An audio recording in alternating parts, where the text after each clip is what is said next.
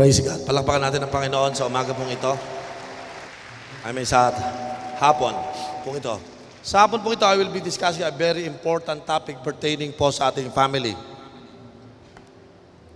Because we want to show to everyone na ang vision po ng Church ng Dulos ay vision ng Panginoon, and that is to restore back yung ating families.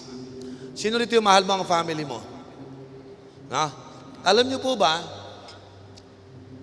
na napakaraming family ngayon ang nagbe-breakdown because some of the family, yung mga parents po nila nasa Saudi, nasa Hong Kong, nasa millions of Filipino workers nasa abroad po ngayon.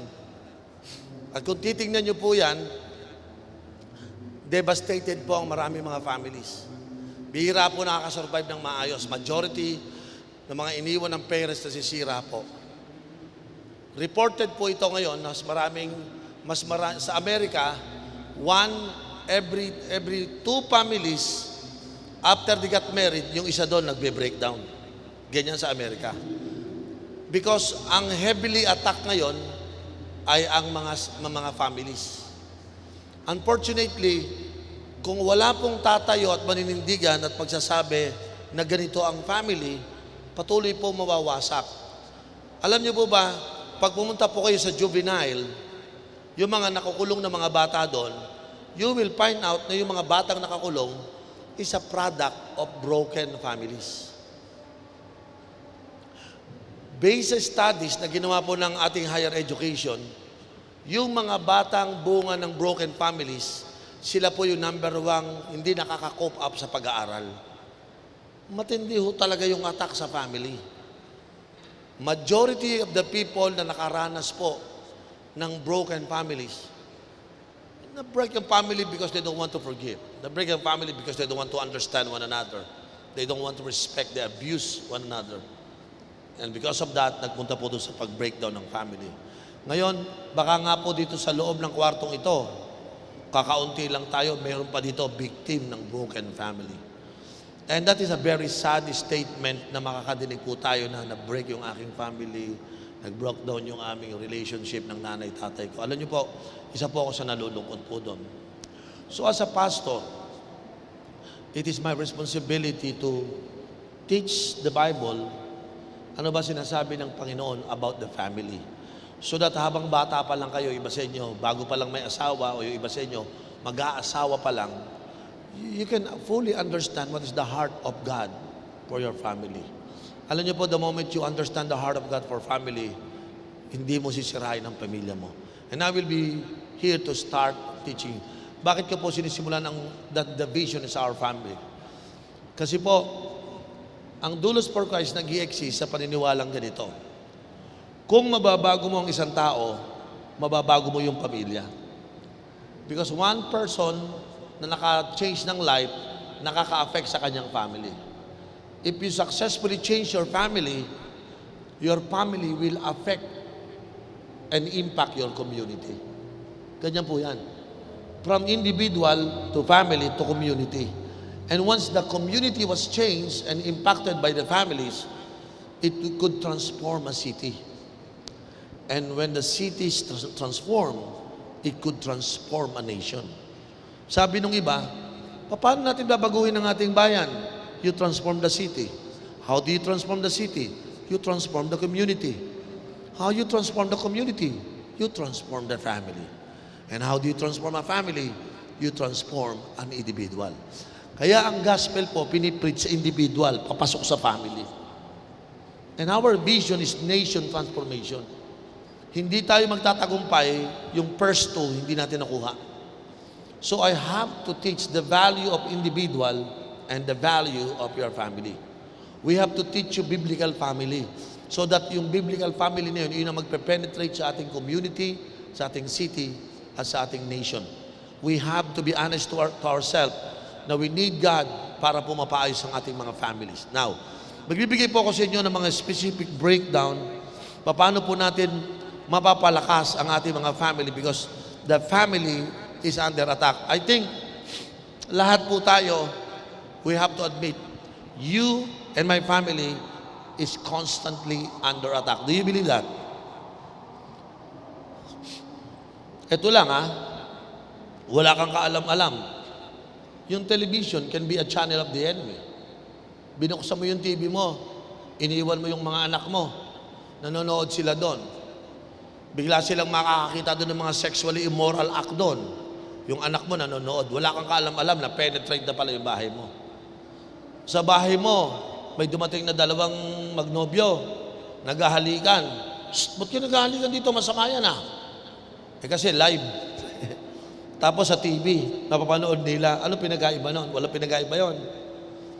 So your household, hindi ho yun libre. Laging ina-attack mo yung constantly. Yung anak mo, naglagay ka ng internet. Nako, doon nasa porno, nasa gaming. Ina-attack po yan. Are you still here, mga kapatid? Your family must be protected and we should have a vision for our family. Kaya po nasira ang maraming pamilya po ngayon. For one simple reason, hindi na po tayo kasi ngayon oriented how to preserve and how to protect our family. Bro, pwede ba tulungan nyo muna ako? Patayin nyo nga muna to para akong binabarbecue dito Bro, pakipatay muna to, no?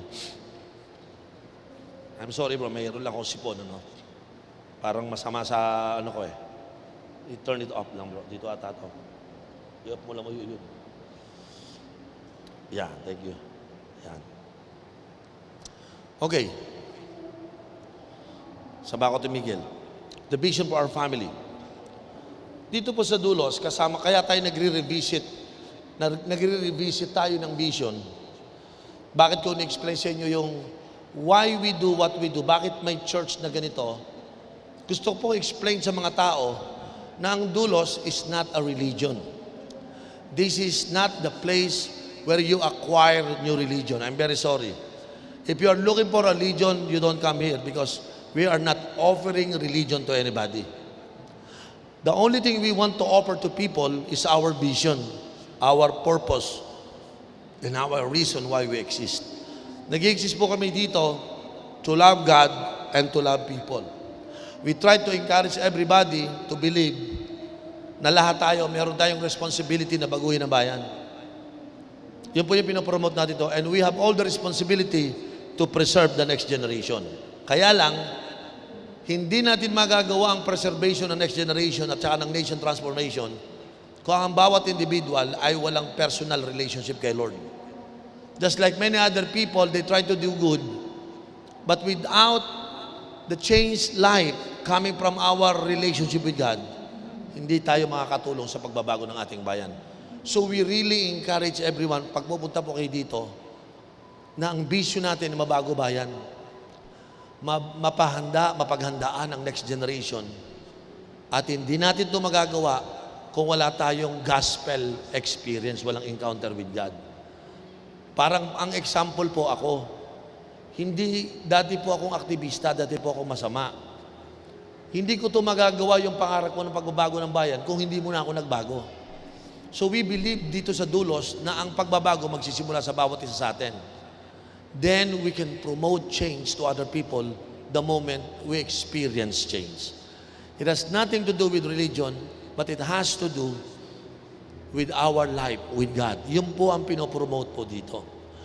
Kasama po sa pinapamahagi namin dito yung pagmamahal sa Diyos, pagmamahal sa kapwa, pagpipreach ng gospel, itong pang-apat, yung pagmamahal, yung vision natin sa pamilya. Because matindi po yung attack sa pamilya, kaya po dito po sa Dulos, our vision is for our family. Can I say that word? Our vision is for our family. Anybody na mahal mo ang pamilya mo, you can become part of this vision. So dito po, hindi lang tayo mag-uusap ng patungkol sa gospel preaching, but we also discuss about family. We want to see your family is growing, your family is blessed by God, pinoprosper ni Lord. We want to see yung family ninyo, merong harmony, may mutual respect sa bawat isa. We want to see growing family, loving family. Yan po yung vision namin. Kaya lang po, hindi po yun mangyayari kung hindi namin ituturo yung tamang vision ng family. So let me start reading the Bible in Genesis chapter 2, verse 18, para makita nyo po, Bro Buugong, para makita po natin yung saan nagsimula ang family. Let's start reading Genesis 2, verse 18. Verse 18. The Lord God said, "It's not good for the man to be alone. I will make a helper suitable for him." Ito po yung umpisa. Sa pag-aasawa, nakita ni Lord na ang lalaking ito nagtatrabaho sa garden, nagbubungkal siya ng lupa, nag-aalaga siya ng mga hayop, nilagyan niya ng mga pangalan. Pero nakita niya, it's not good for men to be alone. Hindi magandang nag-iisa siya. Siguro nakita niya malungkot. Siguro nakita niya nahihirapan yung lalaki, mag-isa lang siya. So dumating po sa verse 19, basahin natin. Now the Lord God had formed out of the ground all the wild animals and all the birds in the sky. He brought them to the man to see what he would name them. And whatever the man called its living creatures, that was its name. Verse 20. So the man gave names to all livestock, the birds in the sky and all the wild animals. But for Adam, tignan nyo, no suitable helper was found. Ibig sabihin po, si Adam, nakita niya, nagtatrabaho siya, masasay mga hayop, siya malungkot. Kaya ginawa po ni Lord sa verse 21, eto na. So the Lord God caused the man to fall into a deep sleep. And while he was sleeping, he took one of the man's rib and then closed up the place with flesh. Verse 22. Then the Lord God made a woman from the rib he had taken out of the man, and he brought her to the man. Gumawa siya ng babae, kinuha sa rib, binigay sa lalaki.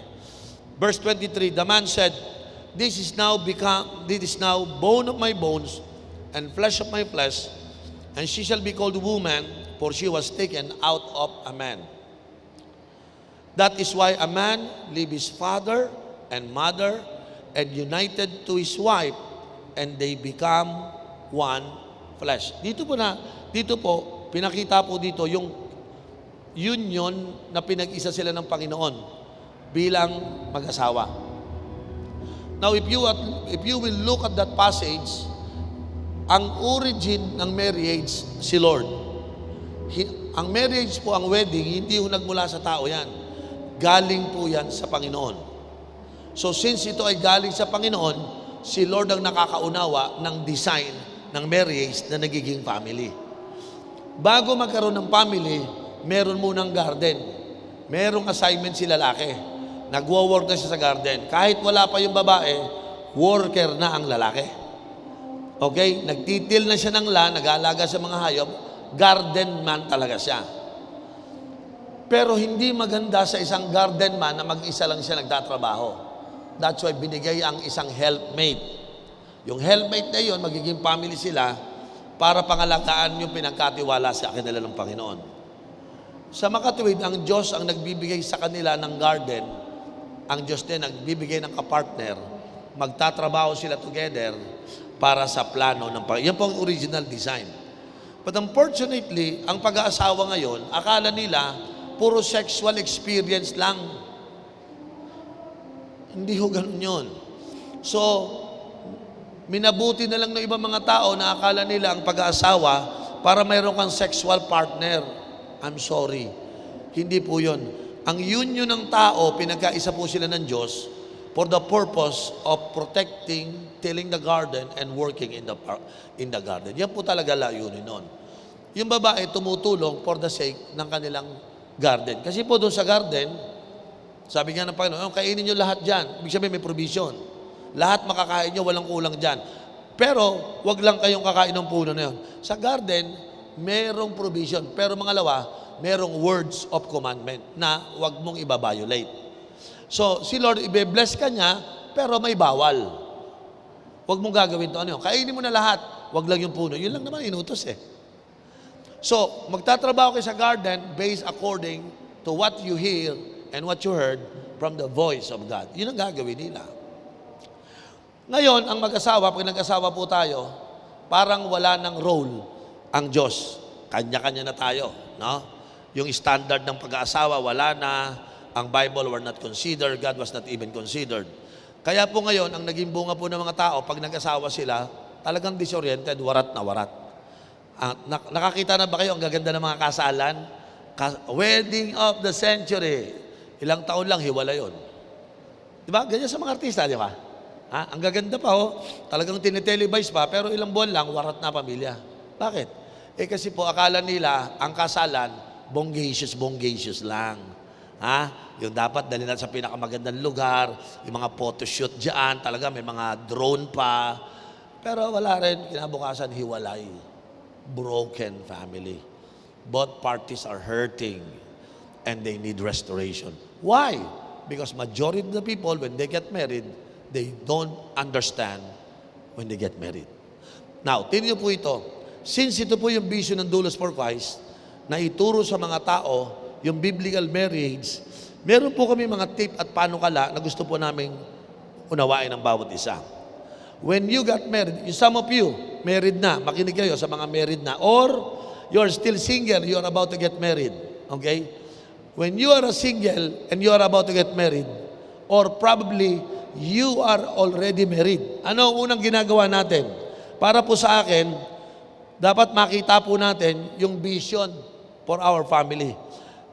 Dapat bago ka mag-asawa, may vision ka sa family mo. Kung may asawa ka na ngayon, dapat may vision ka sa family natin. Now, tingno, para magampanan mo yung bagay na yon, may number one, dapat you must be a person of covenant. Yan ang una. Marriage is a covenant. Okay? You need to stabilize your marriage life through covenant. Covenant means making a commitment to one another. Ha? Hindi porket maganda, gusto mo siyang samahan. Hindi porket maraming pera, gusto mo siyang kasama. No. You make a commitment to be with that person, okay? Until the last breath, yan ang companion mo. Okay? Now, meron akong gusto i-share sa inyong the three aspect or the three secret of covenant stability. Sulat nyo to, mabilis lang. Hindi ko tatagalan. Number one, kapag nag-covenant ka, you have to learn how to listen and to keep your word and to submit. Okay? Learn to listen, learn to keep your word, and learn to submit to one another. Ito pong tatlo pong ito, pag inyo pinag-aaralan, ito po yung nag-establish ng covenant. Nag-commitment tayo eh. Mamahalin ko siya. Mamahalin mo ba siya? Opo, ikaw. Mamahalin mo siya? Opo. Till death do us part? Opo. For sickness and health? Opo. For richer and for poor? Opo. Nagko-commit kayong dalawa doon. May establish lang yung yes ninyo na covenant sa pamagitan po ng tatlo na to. Yung stability na learn to listen, makikinig kayo. Pangalawa, learn to keep your word. Pangatlo, learn to submit to one another. Ito pong tatlo pong ito, napansin ko, minsan dito po nagsisimula yung mga tinatawag nating kaguluhan sa bahay. Hindi tayo marunong makinig doon sa kapartner natin. Hindi tayo marunong sumunod sa mga pinag-uusapan natin. At lalong hindi tayo marunong mag-submit to one another. Yung commitment natin sa ating covenant, dapat na-i-establish po yan. Can I have your amen? Kinakailangan po pag nangako, gawin natin. Pag sinabi natin, ikaw lang ang mamahalin ko, ikaw lang ang mamahalin ko. Amen? Sabi ng Bible, love one another. Walang nakalagay sa Bible sa love another one. Hindi ho ganon. Love one another, hindi love another one. Yung iba pa pag nag-aaway, hindi nila ma-practice yung love one another. Pinupuntahan nila yung love another one, which bring more complication sa mga situation po natin. Number two, pag kayo mag-asawa, di ba yung una, sabi ko, be a person of covenant. Pangalawa, you have to be determined to bless and honor your spouse. Pag kayo may asawa, pag may ka-life partner na kayo, dapat determinado kang i-bless siya. Ha? Sino rito yung may asawa? Dapat i-bless mo yung asawa mo. Dapat i-honor mo siya. Ako po may asawa. Ako po 53 years old. Sa Ate Jer nyo, ang edad niya po 48. Simula nung mag-asawa kami, siya ay 23. Ako naman 27. 23 siya, ako naman 27. 4 to 5 years po ang tanda ko kay Ate Jer ninyo. Nung ako po yung nagpakasal sa kanya, nakita ko si Ate Jer ninyo, wala yung ginawa kundi i-bless ako tsaka i-honor ako. And in return, dahil binebless niya ako palagi, binebless ko din siya at ino-honor ko siya. Katatapos lamang po ng aming 25th anniversary, and we both enjoy our life ng marriage life namin. Because nakita ko po, dapat yung asawa nyo, lagi nyong i-bless. Sa panalangin, Lord, i-bless mo po yung misis ko. Pero masungit, kahit na Lord masungit, i-bless mo pa rin. Ha? Lord, learn how to bless. Learn how to honor. Paano ang honor? Honor. Honorarium comes from the word honor. Pag sinabing honor, may honorarium yon. Ha? Mga mister, wag lang, mga mister kasi ito, pambayad sa bahay, pambayad sa kuryente, pambayad sa tubig, ano pa? Yung pang grocery, yung pambabiling grocery, ano pa? Baon ng mga anak mo, pambaon ng mga anak mo, ano pa? Sweetheart, pwede ba ako magpa-manicure at pedicure? Kasi para na akong agila, tingnan mo. At saka, pwede bang magpa-riban, tsaka pagpapa-facial ako? Alam mo, sweetheart, ang worldly mo. Napaka-makamundo mo. Bakit naging worldly? Alam niyo po, ito lagi pong kinukwento nakikwento ko sa inyo. Pag kami kasama ni Ate Jernyo, awa ko ba't ganon? Lagi ako napagkakamalang tatay ni Ate Jernyo. Bishop, ang laki na pala ng anak mo.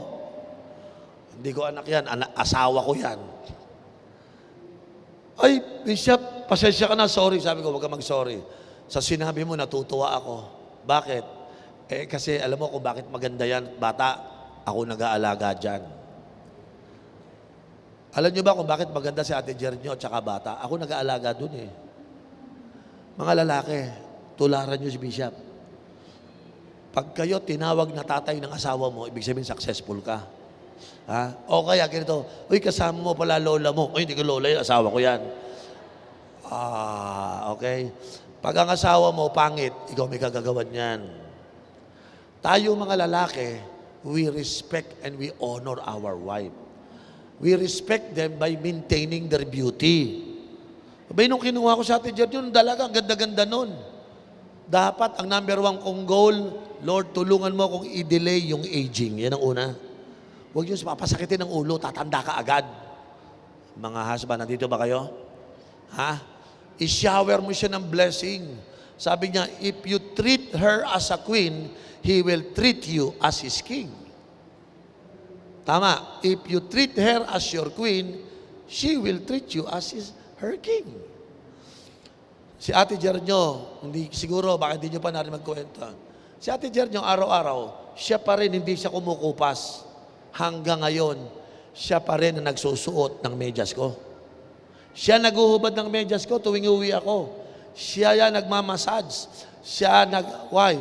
Kasi, as a spouse, we honor and we Alam niyo yung i-massage ako ni Jer, I sense she loves me and she respected me. Pag sinusuotan niya ako ng medyas, nakikita pa ako ng mga anak ko. Sabi nila, wow, sweet ah. Wow, kasi mula umpisa hanggang ngayon, 25 years na, ibig sabihin, yung karir ni Ate Jer, yung taga-suot ng medyas ko, ginagawa niya pa rin hanggang ngayon. Minsan po, yung mga husband naghahanap ng konting kalinga. Sabi ba naman, tanda-tanda mo na ako pa magme-medya sa'yo? No. Hindi dahil sa tanda. But you need to show honor and respect to your spouse. Tama po ba? Tama po ba ako? Ha? Mga husband, Mrs., i-honor mo asawa mo, i-respect mo. Pero husband, i-show mo rin na respect. Kaya nga sabi ko, si Ate Jernyo, minsan hihingi sa akin yan. Isha, kailangan ko na magpaayos ng buhok. Magkano? Ganito presyo. Ganun ba? Bibigyan ko na kaagad. Hindi na ako nakikipag-contest. Minsan binibiro ko muna siya, nilalabay ko, mahal naman yan. Ba't ang mga ita, hindi na nagpapagupit dahil ginaganan siya. Mga ita yon, hindi dapat, hindi ako ita. So, nakita ko, if you honor and respect your spouse, magiging strong ang marriage life natin. Mga binata, pag-aralan nyo yan, pag nagbigay ng pera, wag lang puro bahay, kuryente. Dapat may pampa-beauty. Amen? Amen. And all the woman says, parang all the woman says, sana yung makuha niyong husband, may budget sa pampa-beauty. Di mo ba? Hindi lamang po puro kuryente, tubig, bahay, no? Lahat po tayo, we need to hold the other with high esteem. Pahalagahan ho natin ang todo. Amen. Nakita ko po yung wife ko, pag ginagawa niya sa akin yon, halimbawa po, galing po ako sa preaching, mamaya, ngayon, 4 na preaching, ngayong araw na to.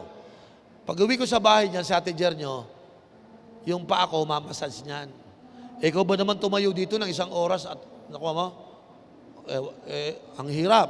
Tapos 4 na beses. Pag uwi ko niyan, si Ate Jernyo, mamasage ka niyan. Kapag ginagawa niya sa akin yan, nararamdaman ko, Lord, ang bait ng asawa ko. He loves me so much. No? Gagawin niya na po kagad yan. Sa totoo lang, pwede naman tayong kumuha ng masahista eh. Bayaran mo 200, 300, di ba? Pwede naman eh. But my wife, hanggat kaya niya, gagawin niya yan. Why? By doing that, napapansin ko, doon niya ako bine-bless at doon niya ako ino-honor. Amen. Yung Ate Jernyo ninyo, yan po, alam niya yung gusto kong pagkain, iluluto niya kung ano yung gusto ko. Hindi niya iluluto yung gusto niya, yung gusto ko, yun ang iluluto niya. May mga babae ito yung favorite ko, yung asawa hindi naman yun ang favorite. Ipagpipilitan yung favorite niya. Si Ate Jernyo kakaiba. Kung ano yung gusto ko, yun ang iluluto niya. Pag sabi ko, sweetheart, ayoko ng ganyan, okay, hindi na maulit yan. Next time, yung gusto mo maluwag. So I realize, by doing that, you bless and honor one another. Naintindihan niyo ako mga kapatid? Ha? Mga husband, bigyan niyo ng sobra-sobrang pera asawa niyo. Ha? Pastor, wala akong ibibigay. Magtrabaho ka. Balik ka sa garden, magtrabaho tayo mabuti. Para maging fruitful, mag-multiply tayo. Kasi dapat yung asawa niyo, sinashower niyo ng blessing. Ha? Alam niyo, sa totoo lang, sabihin ko sa inyo totoo. May mga babae, ang tawag dyan minsan, yung mga tinatawag na low maintenance. Low maintenance. May babaeng low maintenance is, bili mo ng bag, pagagalitan ka, ba't mo pa ako binili niya ng mahal-mahal niyan? Grabe, binili mo na, nagalit pa. Gusto ko tang bigyan huwag mo lang ka. Perahin mo na lang. Di ba, may ganyang babae. Yung iba naman, yung high maintenance, yung pag nakabili ka, ay, ang ganda nito. Alam mo, mas maganda pa rito. Pagpunta mo, bili mo ulit ako, ha? Yung kahit sa akin pumunta, bumibili kayo. Alam nyo, sino rito meron kang asawang high maintenance? Yung shopping ng shopping, mga kapatid, hindi masama yun. Akala natin, pag yung asawa natin, shopping ng shopping, masama yun. Hindi, ito isipin mo. Ha? Pag yung asawang mahilig ma-shopping, sabihin mo, Lord, thank you, payayamanin mo ako. Mahilig siya shopping tong katabi ko eh. Lord, thank you. Kasi Lord, hindi mo ako bibigyan ng asawang mahilig mag-shopping nang wala akong pera. So kung meron kayong asawa na mahilig mag-shopping, magpasalamat kayo. Alam mo, sister, papasalamat ako sa iyo. Ang lakas ng pananampalataya mo, maibibili kita lahat. Sigurado, payayamanin ako ni Lord. Sininiwala, i-bless ka ni Lord. Kasi yung asawa mo, very gifted eh. No? Sino rito yung asawa mo, gifted? She loves gift. Ibig sabihin. No? She loves gift. Gifted eh. Tama? Minsan yung mga asawa natin, minsan, alam niyo si Ate Jernyo, ano yun, low maintenance si Ate Jernyo eh. Si Ate Jernyo, niloloko ko na lang siya palagi. Minsan po, mag-a-abroad kami, pero yan, gusto mo to? Ito, ayoko niyan. Ano gusto mo?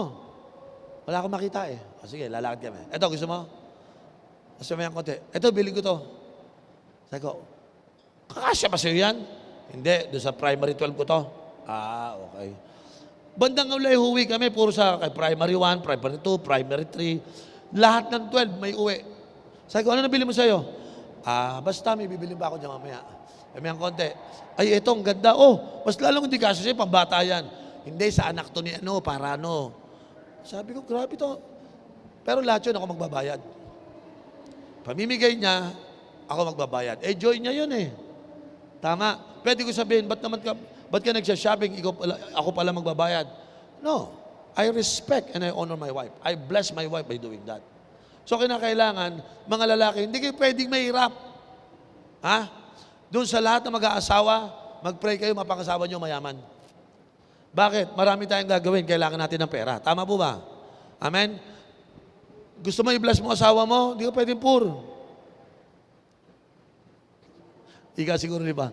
Grabe yung pastor to worldly Mga kapatid, malulungkot kayo pag wala kayong pera. Kaya ang ina-encourage ko, yung mga lalaki dito, magsipag na kayo mag-aaral. Habang bata pa kayo, galingan nyo. Bakit? Eh baka yung, paano kung mapangasawa mo, high maintenance? Ha? May nagpapalit ng makeup. Alam mo naman ang mga babae, mahilig sa buhangin yung mga yan. Ha? Paano kung may yan, makakita ng, ay ito uso, bibili rin ng uso. Wala namang masama dun eh. But sometimes, because you love her, natutunan ko yan kay Pastor Cesar eh. Si Pastor Cesar, pag sa sobrang pagmamahal sa asawa niya, pag nagsha-shopping, nakaganon lang. Ngingiti-ngiti lang. Pag sinabi ng asawa, gusto ko to, sweetheart. Yeah, you can get that. Grabe ko ako tumitik. Naku po, Diyos ko po, ang mahal nun ha. Why? Sabi sa akin ni Pastor Cesar, Riel, you have to be blessed. You have to operate in prosperity. Because if you love your wife, you have to buy everything, whatever your wife wants. E nakita ko yung asawa, ang laki ng tulong. Alam mo, pangit, yung binibigyan mo ng blessing yung asawa, wala mo na itutulong sa'yo. Yung mga babae, masungit ka na, matari ka na, gusto pang mag-shopping. Kahit toothpaste, hindi kita ibibili. Pero yung babae na laging blessing ka sa asawa mo, ang sarap i-shopping, no? Yung ate Jer nyo, hindi ko mapigilang ipag-shop eh. Kasi napakasipag sa ministry. Napakabait sa mga tao. Napakamatulungin sa akin. So ano pa i-withhold ko sa kanya? Ha? Mga babae, tik ko sa inyo. You are the helpmate. Ha? Anong helpmate? Tutulong ka sa asawa mo na maging successful doon sa garden na binigay ng Panginoon. So kinakailangan po tayo, we have to bless and honor our spouse. Number 4, sulat niyo po ito. You have to guide your family with Christian principle. Oh, I'm sorry, balikan ko muna to. Number 4 pala, number 3 muna. Number 3, build a generation for God. Para wag magulo yung sequence ko.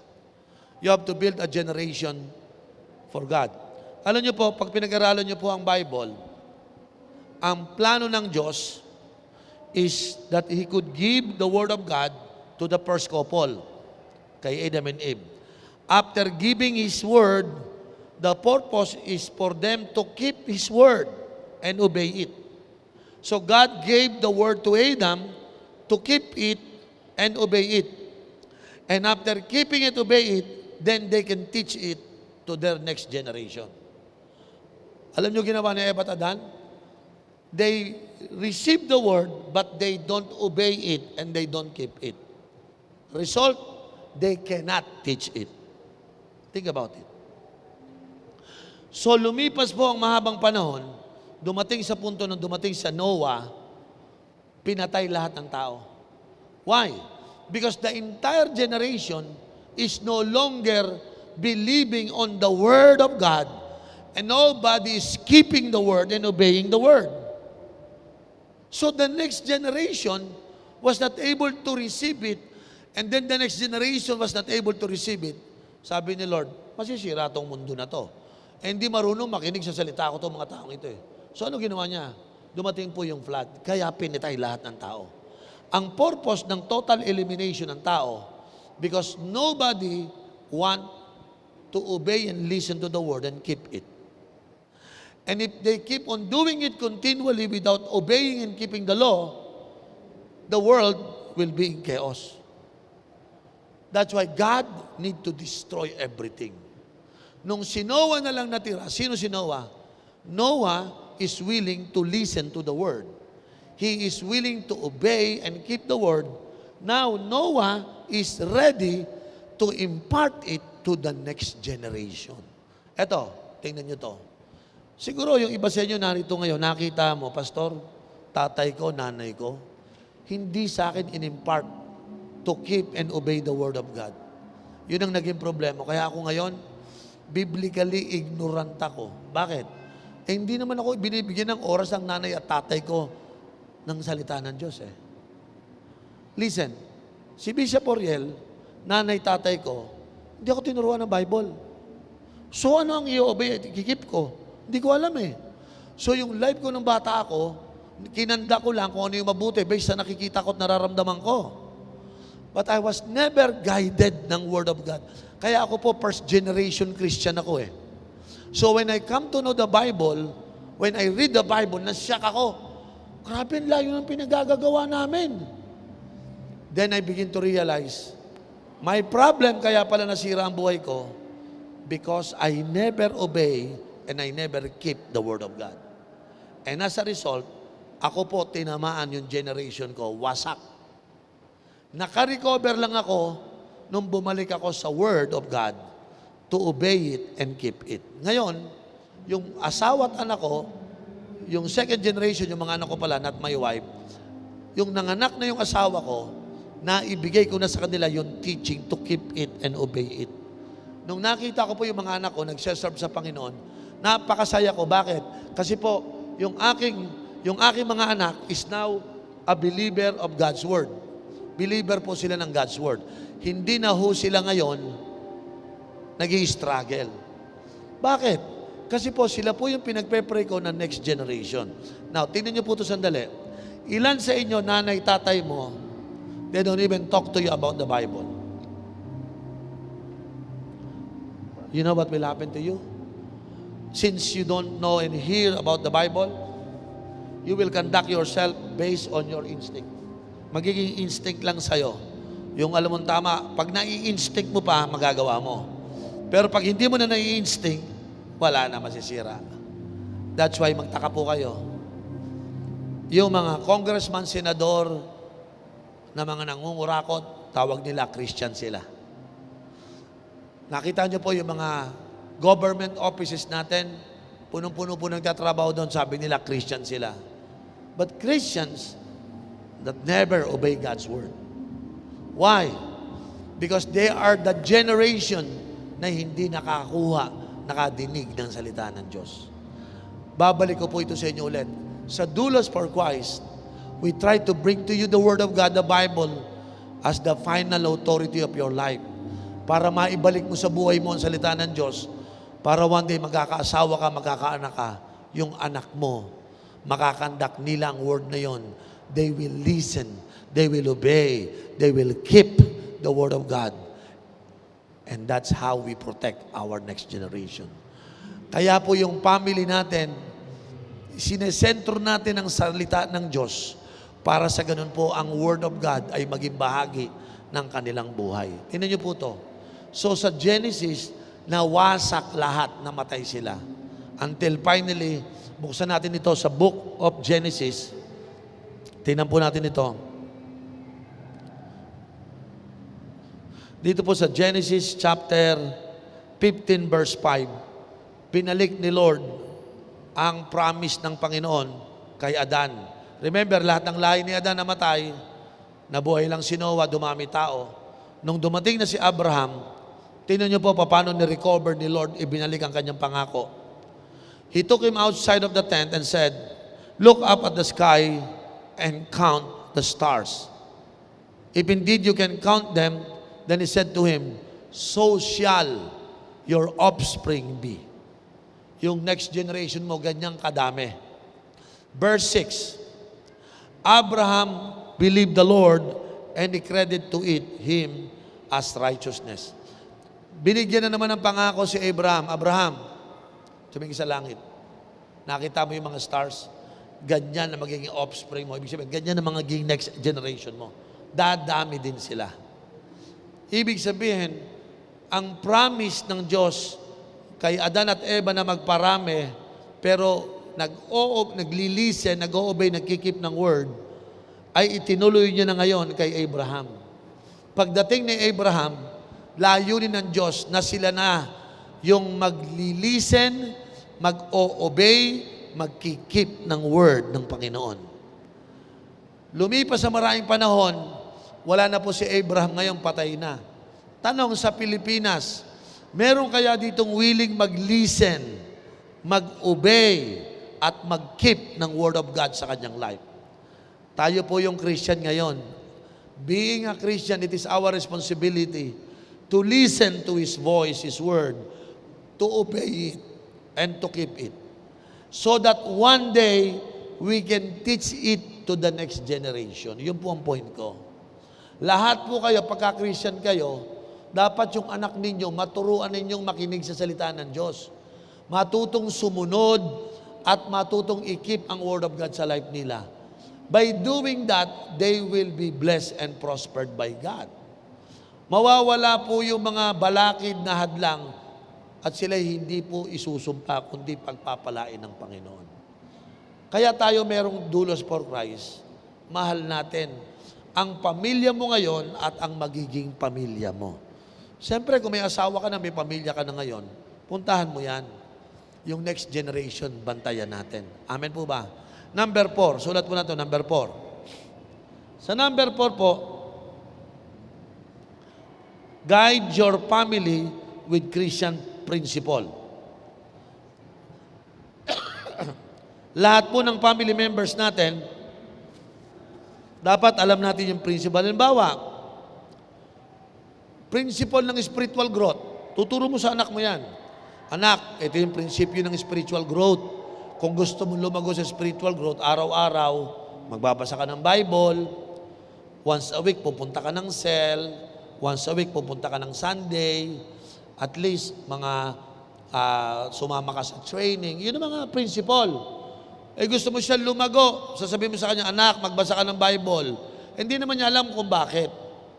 Anak, yung Bible binabasa natin so that we could obey it and we could keep it. So that one day you can teach it to others like your sons and your daughter. Yung mga prinsipyo niyan. So, ano yung prinsipyo ng pampalago? Yun po yun. Pastor, ito, halimbawa, anak, gusto mo bang yumaman? Gusto mo, opo, okay na kailangan mo, number 1, mag-aral kang mabuti. So, you study hard. Number 2, you work hard. Tama? Number 3, you have to plan. Ginagano mo anak mo Yan ang mga prinsipyo. And that number 4, you have to recognize God by giving your tithes and offering. Tinuturuan ba natin yung ating mga anak na maging ibe-bless ka ni Lord through your tithes and offering? Anak, pag wala kang tinanim, siyempre wala kang anihin. Pag hindi ka matapat sa Diyos, wag kang umasa, ibe-bless ka ng Diyos. So, bata pa lang, tuturuan mo mag-offering, Kasi principle yun ng Christian Tingnan nyo, bakit kayo nag-i-struggle sa giving? Bakit? Kasi nung bata ka, hindi ka naman tinuruan ng nanay, tatay mong magbigay sa Diyos Amen. Sa ano nadinig mo? Nadinig mo sa kapitbahay mo, huwag ka magbibigay ng tithes, ninanakaw lang ng pastor. Hindi totoo yan. Tanungin mo yung nagsasalita na yun, saan mo natutunan yan? Saan mo nakuha? Wala siyang napagunan. Nadinig niya lang. Hindi naman lahat ng pastor nagnanakaw, hindi naman lahat ng pastor nangunguha ng pera. Pero siyang statement niya, general, lahat. Hindi siya naniniwala sa tithes. Saan mo kinuha? Saan impormasyon mo nakuha na hindi totoo ang tithes? Yung pala, hindi nagbabasa ng Bible, kaya hindi naniniwala sa tithes. Pero mas maniniwala ka sa kanya. Why? Because your life is not founded in the Word. So pag sinabi ng ibang tao, mali ang tithes sa'yo, oo nga, tama. No, you have to look into the Bible. If it is in the Bible, it must be right. Kahit sabihin niyang mali, dahil sinabi ng Bible, tama yan. Ano sabi ng mga tao? Si Kristo hindi Diyos. Maniniwala ka? You read your Bible, you will discover Jesus is God. He is the Son of God. Would you believe on those people that says, no, walang Diyos na nagiging tao? Well, the Bible will explain to you how this God becomes man to save us. If you listen to them and without listening to the Bible, disgrasya tayo. Kaya, bata pa lang mga anak natin, tuturuan nyo na ng mga Christian principle. O anak, mag-aasawa ka, paglaki mo. Huwag kang pipili na hindi Christian dahil ang Kristiyano nag-aasawa lang ng Christian. Kasi hindi pwedeng pagsamahin yung anak ng demonyo tsaka anak ng Diyos. Alam na magbiyanan ng Diyos tsaka demonyo. Hindi pwede yun. Pinapaliwanag mo. Tatay mo, Diyos. Tatay niya, demonyo. Nag-asawa kayo. Sino? Lolo, lola. Maniwala ka. Nako, magulo anak, please. Maniwala ka, magulo. Pag nag-asawa ka, ang mapapangasawa mo dapat, kapwa mo Kristiyano. Tama po ba mga kapatid? Yun ang mga principle Halimbawa, principle of kindness and compassion to other people. So, tuturuan natin sila. Principle of protecting your body. Wag ka naman, anak. Huwag ka magyoyosi ang katawan mo. Banal, ayan, ay templo ng banal na espiritu. Nilalasing mo. Pinapausukan mo. Hindi tama yan, anak. So, yung principle na naintindihan ng mga bata. Kaya magtataka kayo, mga anak mo, hindi nagyoyosi, hindi uminom ng alak, hindi nagda-drugs. Kasi alam nila, the body is the temple of the Holy Spirit. That is a Christian principle. Tama po ba? Tama. Nag-aaral sila, hindi sila nangongopya, hindi sila nagdodota, hindi sila nagkumpay. Kasi alam nila Alam ko na yan. Minsan si Odi sabi ko, anak, nagdodota ka ba? Sabi niya, Dad, hindi. Alam mo yung dota? Alam ko. Baka sumasama ka sa mga kaibigan mo, inumpluwensya ka. Alam mo sabi sa akin ng anak ko, Dad, alam na nilang Christian ako. Hindi na nila ako niyayaya. Bakit? Alam nila, hindi ako gagawa nun. Nakita ko, pag yung mga anak nyo may conviction, pati sa classmate, kaibigan nila, hindi sila mapuwersa. Baka nagiinuman kayo, Dad, alam nila Christian ako, hindi nila ako phenomen. Alam nila, pastor tatay ko eh.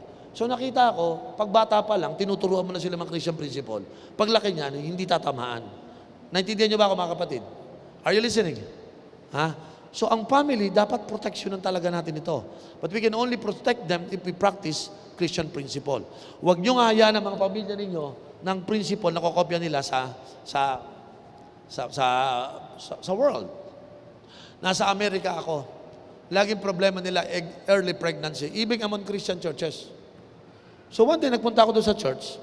Pagpunta ko sa church, may napansin ko, sabi ko, ba okay pala dito ah. Asan yung anak mo? Nasa kwarto, Bishop Ruel. Paglabas, sa kwarto, may kasamang babae. Sabi ko, sino yun? Yung ano niya, pastor, girlfriend niya. Girlfriend niya? Oh, ayos ah. Sabi ko doon sa tatay, liga, gusto mo bang madisgrasya yung anak mo? Bakit, pastor? Nakita mo yung anak mo nasa loob ng kwarto, silang dalawa lang. Pinapayagan mo? Opo, pastor. Bakit po? Hindi mo naiisip na proteksyonan yung anak mo? If you don't protect your son, eventually your son will be in trouble one day. Kinausap niya one day. Alam niyo po yung nanay, iba dito sa Pilipinas, iba sa Amerika. Yung salita ng nanay niya, alam niyo pagkatapos, in a matter of 6 months, nagka-problema because yung babae na buntis. Alam mo, umiiyak sa akin yung nanay, Pastor, sana nakinig po ako sa'yo. Sabi ko, why? Because you're a Christian and you don't practice Christian principle eh. Itindihan niyo ako? Alam nga namang dadali mo sila sa loob ng, wala pang humawak sa apoy na hindi nasunog. Amen. Hawak ka sa apoy, mapapasok ka doon. Ha? Humawak ka sa yelo, magiginaw ka. Ganon din. Kapag nilagay mo sila sa atmosphere because you cross the border of Christian principle, you will be touched by that fire. Sino po may natutunan? Ito po yung nagiging problema natin. That's why gusto ko pong ibalik at i-review to sa atin. Dapat po tayo guided ng mga Christian principle. Hindi kayo magiging guided ng Christian principle ang family nyo kung wala kayong pagkaalam sa salita ng Panginoon. Natututunan nyo to, yung mga Christian principle na to, kapag yung nagsisimba, sumasama sa cell, nagba-Bible study, you will begin to learn Christian and biblical principle. Pag ina-avoid nyo ang Bible, you don't want to go to church, you don't want to go to cells, then hindi mo nadidinig yung mga Christian principle. Ang tendency, gagawa ka ng mga humanistic principle. Ha? Blah, blah, blah, blah, blah. Wala tayong magagawa. Ako, pagod na ako sa kakapaliwanag sa iba. Pero, still pinapaliwanag ko. Pero usually po, pag hindi nakikinig, kadalasan po napapahamak. Number 5, maintain romance within your marriage. I-maintain nyo po yung romance. Alam nyo po, love is expressed through what we give. Yan po ang totoo niyan. Ang pag-ibig po ay laging mapagbigay. Bigayan palagi. Amen. Huwag niyong gawin na parang nung una mo lang siya mahal. Like nung dating panahon o dating season nung araw, nung dating pa lang, nililigawan mo pa lang yung babae, you are very loving, you are very caring, very respectful. Dadaan po kayo sa honeymoon period. Pag kayo nag-asawa, may honeymoon period. Very caring, very loving, very respectful. Pero, ang lahat po ng mag-asawa ay dumadaan po sa tinatawag ng trials of life. Ha? Ewan ko, pag dumating na yung trials of life, kung maging labing-labing ka pa rin. Ha? Ewan ko lang kung you will continue to love one another or you will decide to love another one. Naiiba? Dati, love one another. Ngayon, love another one. Teka muna, ba't nagulo yung letter? Kasi po, usually ang mga tao, pag tumatagal, nagpe-fade yung romance ng isang tao. Alam niyo po, yung pagmamahal, dapat po tuloy-tuloy pa yan. Amen? Minsan po, meron po anak si Tracy, 5 years old pa lang po siya. Pag nagdadrive po ako, at nandun siya sa tabi ng nanay niya, yung nanay niya, kukunin yung kamay ng nanay niya. Tapos yung kamay ko, aabutin. Tapos, pag didikitin niya, sabi niya, Dad, mag-drive ka dapat, naka-holding hands kay Mami. So gusto niya magkahawa kami ng kamay. So kami dalawa, natatawa kami kasi sabi ko, grabe Lord, napapahiya ako sa anak ko. Dapat daw pag ako nagdadrive, hawakan ko anak ng... So ginagawa ko ngayon, pag ako nagdadrive at nandyan siya, hawakan ko na kagad yung kamay ng asawa ko. Dahil pag hindi ko hinawakan, sisitahin ako ng bata. No? Tapos pag hahalikan ko naman yung asawa ko, stop. Dad, kiss mo na si Mami. Hindi pa nakikiss. Ay, oo nga pala. Pag kinis ko sa cheeks yun, Dad, kiss it properly. Dapat sa lips. So, dapat mapakita niya. Tingnan ko, Dad, tingnan ko. Yan. Dapat sa lips. Alam mo, nakokorek ako ng anak ko kasi, you see, parang the Lord is using my daughter to really maintain the romance within our family. So, nakita ko po, masaya kami pag ginagawa po namin ito. No? Sino sa inyo nakikita nyo pa yung nanay, tatay ninyo, meron pa rin labing-labing, ha? Amen? Minsan po, lumalabas kami ng family, we take time to be with your Ate Jer. Nakita ko po, dapat mawala yung ating pag-ibig sa isa't isa. Amen? Huwag niyong mahayaang mamatay yung flame of romance. Dapat yung romantic flame nandun palagi, mainit palagi. Andito ba yung mga husband? Ha? Mga husband, biglayin niyo yung asawa niyo minsan. Pagpasok mo sa bahay, halikan mo, 20 seconds. Lips to lips. Ang tagal naman ng pastor. Hayaan mo makita kayo ng mga anak. At nako, maniwala kayo. Pag nakita kayo ng mga anak niyo, nahilalikan yung asawa niyo. Yung mga anak ko, gumaganon lagi. Why? Because I want to show that their mother has been loved by their parents. Pag nanonood ng TV, tabihan nyo, yakapan nyo. Tama. Meron ba ditong wife na nagtataka na, bakit gano'n ang asawa ko pag natutulog? Hindi na ako tinatabihan. Para na lang unan ako. Ha? O, kamusta ka na? Good night. Di ba? Meron ba ditong mag-asawang gano'n? Samantalang nung kakakasal pa lang, grabe, hindi makapasok yung hangin sa gitna.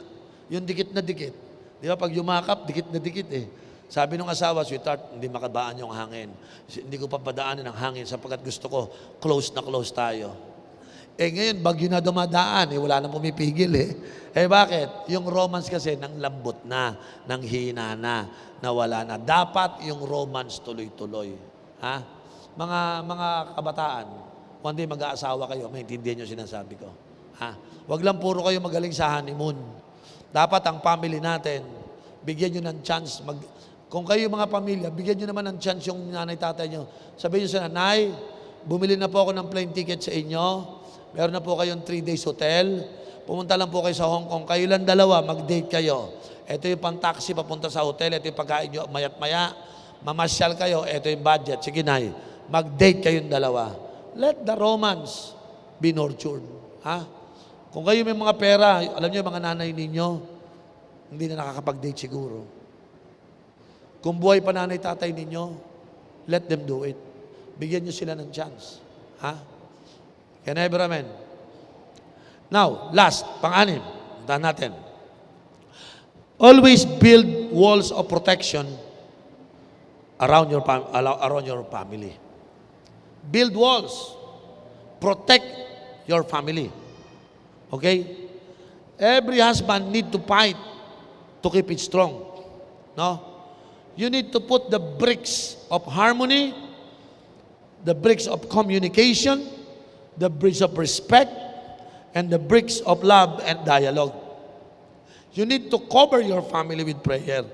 Para sa ganun po, yung buong pamilya nyo, magkaroon po ng mga bagay pong iyon. Now, tingnan nyo po ito. Every family, the moment we said build walls of protection around your family, yung binibuild ninyo, sulat nyo to, no? Build a foundation with the Word of God. Yung pamilya nyo, dapat pundasyon niya ang salita ng Panginoon. Second, i-build nyo yung family nyo with vision. Yan ang pangalawa. Number 3, i-build nyo ang inyong family with faith.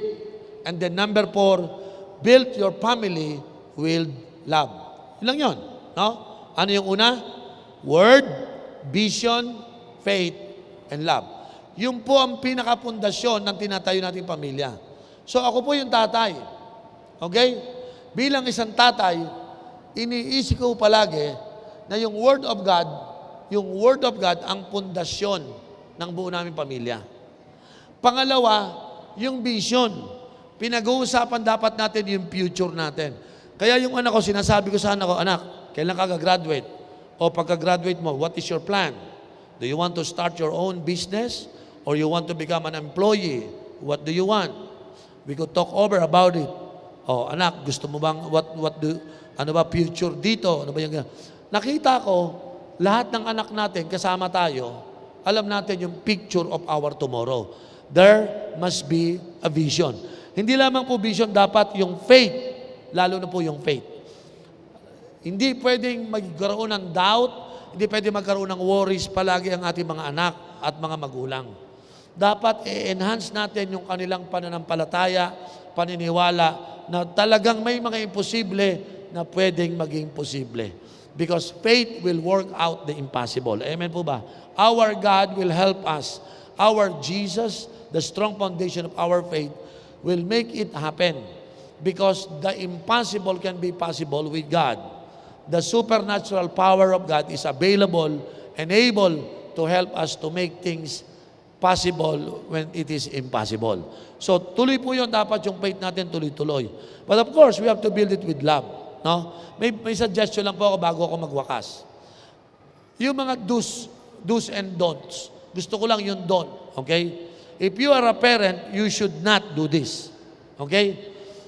Things should parents not allow is this. Huwag niyong i-allow ito sa bahay ninyo. Number one, yung anger sa loob ng bahay. Huwag niyong hayaang manguna yan.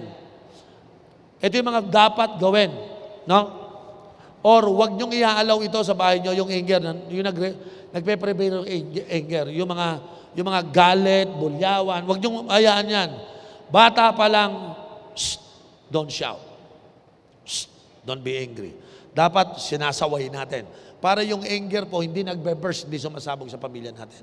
Pangalawa, blaming each other is not allowed. You have to teach your children, including the parents, to become responsible. No blaming game. Yan ang pangalawa. Pangatlo, avoid hurting words. Mga hurtful words. Yung pag nagsasalita tayo sa ating mga family na nakakasakit, nakakainsulto. Minsan po sa mga family natin, kaya tayo nagkakagulo.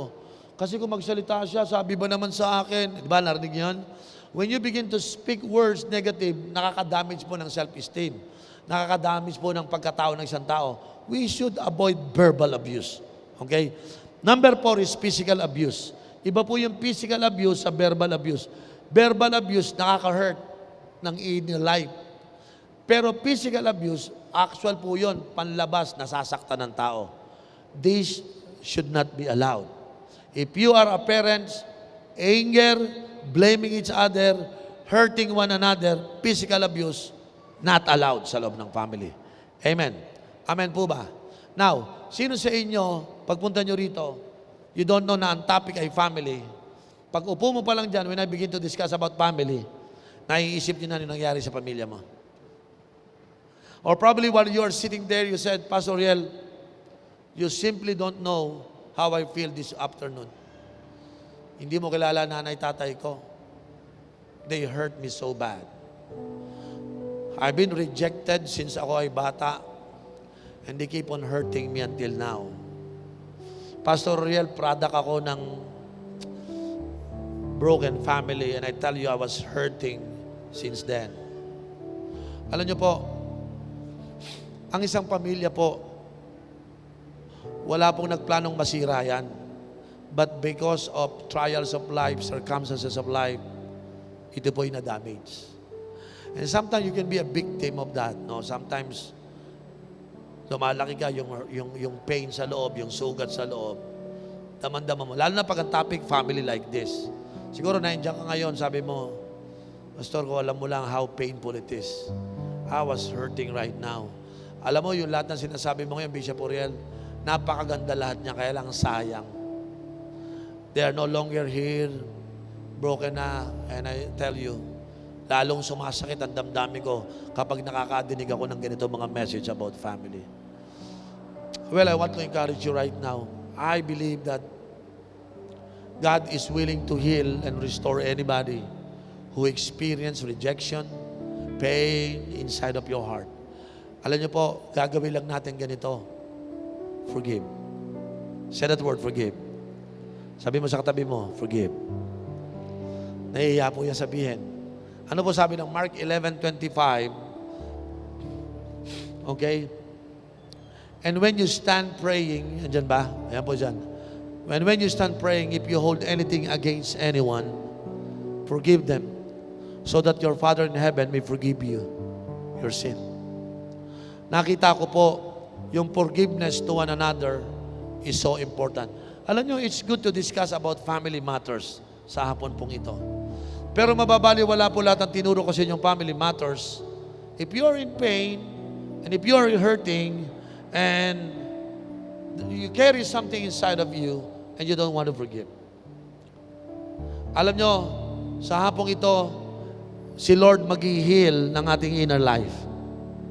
May pagagaling yung sugat ng ating Panginoon sa hapong ito. You should not carry bitterness, resentment, hatred, or rebellion in your heart. Don't carry that pain. Alam nyo, forgiveness is vital para sa paglago ng iyong buhay. If you cannot forgive, nadidisturb po ang ating emotions, ang ating minds, ang ating heart. If we are hurting and being in pain, hindi po yun makakabuti sa inyo. Alam nyo ba, you are hurting because you are carrying bitterness. So I would suggest forgive one another. Number 2, do not carry bitterness in your life. Huwag ka magdala ng resentment, even ng hatred, or rebellion sa iyong heart. Huwag. Makakasama yan para sa iyo. Forgive mo yung tao. Are you listening? Or probably, ikaw yung nagsugat. Ha? You hurt other people, you hurt your parents, or probably you make them, you make their life miserable. Then, forgive yourself. You ask forgiveness, and you forgive yourself. Alam niyo, sa hapong ito, gusto ko pong manalangin, ipapanalangin ko po, yung lahat ng ngayon nag-i-struggle sa inyong family, because ulitin ko, our vision is for your family. Huwag ko kayo mawala ng pag-asa. Meron ako na ikwento doon po sa nakaraan. It was the experience of Ate Ria ninyo. She was still in college during that time. I still remember nung lumapit sa akin si Ate Ria ninyo, Kuya Pastor, may problema po ako. Bakit? Ano problema mo? Umiiyak siya. Pwede bang ikaw muna, tatay ko? I was skinny during that time, 27 years old. Bakit? Umiiyak na siya. Yung mami ko tsaka daddy ko naghiwalay. Sabi ko, naku po, Lord, sabi niya sa akin, Kuya Pastor, wala na mami, daddy ko. Pwede ba ikaw muna, daddy ko? Ikaw muna, tatay ko. She was hurting. She was crying. Because, it's a painful to hear that your mom and your dad, maghihiwalay. It's a pain talaga. And she's hurting. She was crying. Sabi sa kanya, pinag-pray ko siya. Alam niyo po, hanggang sa gumraduate siya, kasama natin siya sa Dulos. Hanggang sa nagtrabaho siya, kasama sa Dulos. Then one day, she came up and said, Kuya Pastor, may sasabihin po ako sa inyo. Ano yun? May good news ako. Bakit? Si mami ko tsaka si daddy ko, nagkabalikan na. In-answer na ni Lord ang prayer natin. Ano mararamdaman ko? I was so happy because I saw how painful it is when she was still on that struggle. And now I saw her forgiving their parents, releasing their parents, and now recipient siya ng answered prayer. Kung meron man pong trouble ang family nyo ngayon, can I tell you this? Don't give up on your family. Still believe that it can be restored because you pray. Okay? Ha? Kung meron man ditong nagkakaroon ng problema ngayon na parang hopeless ang inyong family, I want to encourage you, don't give up. Believe. Amen? Ganito gawin natin. Tumayo tayo lahat. Tumayo tayo lahat. Hallelujah. Mag-altar call ako ngayon, managmanalangin ako. Una, kung meron dito You are a victim and you are hurting. You are in pain. Pastor, kung alam mo lang kung ano nangyayari sa akin ngayon, I want you to come so that God can bring healing to you, okay? Pumunta ka dito sa harapan, I will pray for you at bibigyan ka ng healing ni Lord. Pangalawa, kung ang family mo ngayon is deeply in trouble, but you still have hope in God because God is a God of restoration and healing, then come down here because I am about to pray for you, okay? Wag ko kayo mahihiya. This is the time to pray for your family. I want healing. I want restoration for your family. And I'm gonna believe it for you. Maniniwala din ako sa iyo.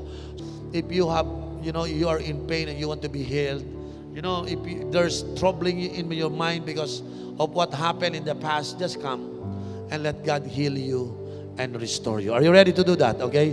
If you need healing, if you need restoration, if you are in pain and you are hurting, just come and I will be praying for you. Ready? Kung kayo masamang ang loob, or probably ikaw ang nagbigay ng sama ng loob, ikaw ang you need forgiveness kasi ikaw mismo na nanakit, just come down.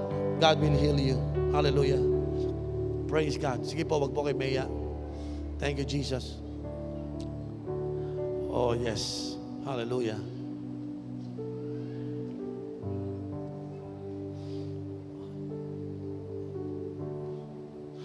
Alam niyo po, before I pray,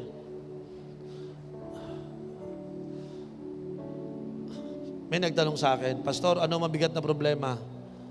Wala kang pera o may problema ka sa pamilya? Sabi ko, bro, mas gusto ko pa kahit wala na lang pera, basta maayos lang yung pamilya. Di ba? Tama? Pastor, yung walang makain, tapos yung may problema sa pamilya, sabi ko, bro, hindi ko pa rin napapalit. Gusto ko pa rin ng peace and harmony sa aking family. The truth is this, God has put that in our heart, that our family is the most important people in our lives, isn't it? Yung family natin, nilagay na ni Lord sa puso natin yan. Yan ang pinaka-precious sa atin. Yan ang pinakamahal. But you know what? I've been telling you this afternoon, but Satan keep on attacking our families. And if Satan is keep on attacking our families, we need to make a stand. Sometimes, one of our loved ones attack us. They hurt us. And we feel the pain, and we just let the devil destroy our family. No. Today, we will ask God for forgiveness. And we will forgive those people who hurt us. You might be in pain right now, and you might be struggling right now, but today, I want you to release forgiveness. Do not harbor hatred in your heart. Believe that God can heal us and restore us. Amen. I'd like you to raise up your hands right now. Raise up your hands. Thank you, Jesus. Hallelujah. Panginoon, salamat sa hapon pong ito. I thank you because as I come, your ears are listening to us, Lord. It's been a while, Father God, that the pain, the hurts, at Ama, yung sugat sa mga puso namin ay nararamdaman namin. Lord, we could still hear the words of condemnation coming from those people. The words of rejection being spoken to us, Lord. But God, today, thank you. If people reject us, you accept us, Lord. If people hurt us, you heal us. And if people want to destroy us, you want to restore us. Ama, sa hapong ito, lumalapit kami sa iyo for healing ng aming heart, Lord. Panginoon, pagalingin mo yung mga nasugatan, mga nasaktan. At Ama, yung mga broken ngayon, ang kanilang heart, I pray na i-restore mo muli ang mga pusong ito, O Diyos. At Ama, sa hapon pong ito, binubuksan namin ang aming isipan at puso na kami handa ngayon magpatawad sa mga taong nanakit sa amin. Lord, we will never carry resentment in our hearts, Lord. We will forgive, Lord. We will never carry hatred in our hearts, but we will be forgiving, O God. Sa hapong ito, Panginoon, I declare healing to these people, O God. I pronounce restoration upon these people, Lord God. At Ama, gayon din, kung kami po ay nakasakit sa aming mga kapwa, we ask for your forgiveness, Lord.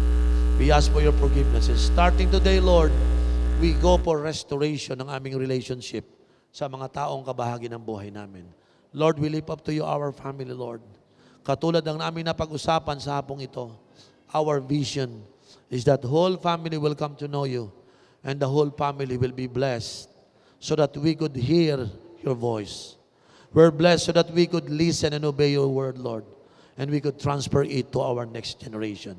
I-bless mo ang mga naniniwala pa na ang pamilya ay pag-aari ng Diyos, na ang pamilya ang concern ng Diyos, na ang aming pamilya ang gagamitin mo para sa aming next generation. Salamat at pinapapurihan ka namin sa pangalan ni Jesus. Amen and amen. Hallelujah.